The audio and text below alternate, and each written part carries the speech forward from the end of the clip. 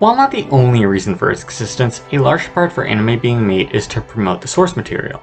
As viewers, we come to care about these characters and want to see the next step in their journey. More times than not, that means going to the manga or light novel in the place where the anime left off. However, this can often prove difficult as anime adaptations can skip chapters, leaving the viewer/reader confused. There is also the possibility that the anime changes so much that you may want to start from the beginning. This is Kieran for the Brock Anime Club, and today I'm going to assist you with that in regards to the Negima franchise. Negima is the harem-turned-action series about 10-year-old Negi Springfield becoming a teacher of an all-girls class. With the different anime of this property, it can be confusing as to where to start in the manga. I'll be going off the assumption that you have seen the first anime series, not counting the introduction shorts, and then explain the other series. I would recommend either starting right from the beginning of the manga, or chapter 26. For starting from chapter 1, this is mostly due to the changes made in the anime. The anime rearranged the story arcs and chapters as well as missing some details from them. One such case is the Evangeline arc happened earlier in the anime. While that is not inherently bad, I mentioned before that Negima is a series that transitioned from harem antics to an action series, and the manga makes that transition smoother than the anime. The manga starts with the antics, moves to an adventure feel for the library arc, and then the action starts with Eva. The library arc in the anime also lost some details which show the fruits of the Bakugan Interceptors, as instead of answering questions in order to open walls and escape, they simply blew open one wall and the elevator was right there. Also, some of the events that happened in the Kyoto arc were placed earlier and were executed poorly in comparison to their manga counterpart. Starting from the beginning would make it so that you would properly know when certain events happened rather than basing it off of the reworked anime timeline. The anime also censors the fanservice that was present in the manga, such as having the characters wear swimsuits in the bath or having an angle where the audience can't see anything. Now, while you may not be the biggest fan of fanservice, it is a pretty big part of Negima that would be unavoidable if you want to get into the manga, and can be seen in the Negima OVAs and even Yu-Gi Holder. So watching a censored version doesn't do it justice. Ironically, the introduction shorts by the same studio weren't censored. With that said, what about the second option? Chapter 26 picks up right after the Eva fight, and despite the issues I mentioned above, the anime does a decent enough job, story-wise, covering the first 25 chapters over 13 episodes. The two exceptions to that would be the Class President's chapter, which was well adapted after episode 13, and chapter 15 as it is skipped in the anime. It's a chapter that has Negi and Konika bonding and the typical antics from the rest of the class. Interestingly, chapter 15 was reworked as an episode in the live-action series.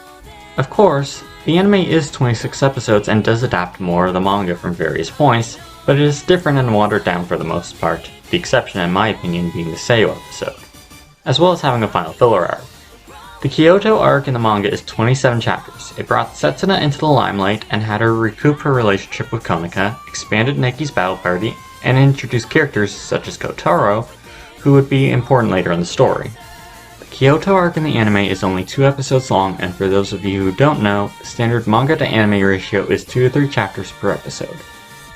Kotaro is removed. Some of the events that happened during this arc were moved to earlier in the anime and had their plot importance reduced, as I mentioned before, and the interactions between Setsuna and Konika that allowed Setsuna to be an open protector rather than one from the shadows were largely gone.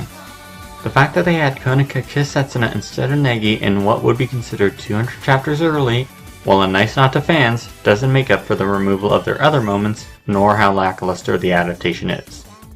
You want a condensed version of the Kyoto arc that's actually good?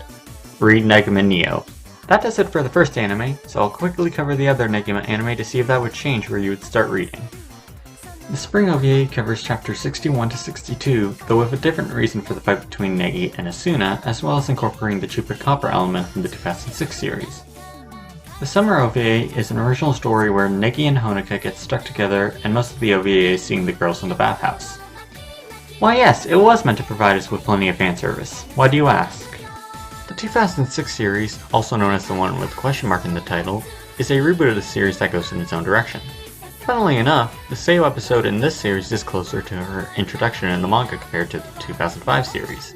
Fun fact, the Negima Neo manga was originally meant to be an adaptation of the series, but it became its own thing fairly quickly.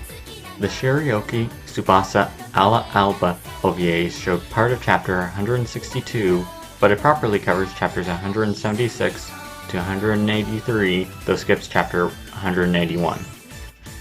Mao Hitasu no Sekai are 5 OVAs that pick up right after Ala Alba and cover chapters 184 to 213. You know this from earlier, but 5 OVAs are not enough to cover 29 chapters without skipping material, even with them being 30 minutes each instead of the usual 22. Then, there is the anime final film. This film, in its first 5 minutes, shows events from chapters 308, 309, 310, 311, 312, 314, 328, 329, 330, and 334 before showing us version B, indicating that this will be a different finale than the manga. Finally, there is UQ Holder, which is the sequel series to Negima.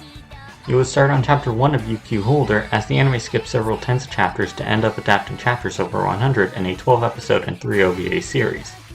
This is of course assuming you've finished reading Negima, as of course you would want to start with the original before moving to the sequel. As you can see, the animes tend to jump around in story. After going through all the anime, I would still go with my original recommendation of starting the manga either from chapter 1 or chapter 26. With that said, I hope this video helps you out and that you enjoy your journey through the magical world of Negima.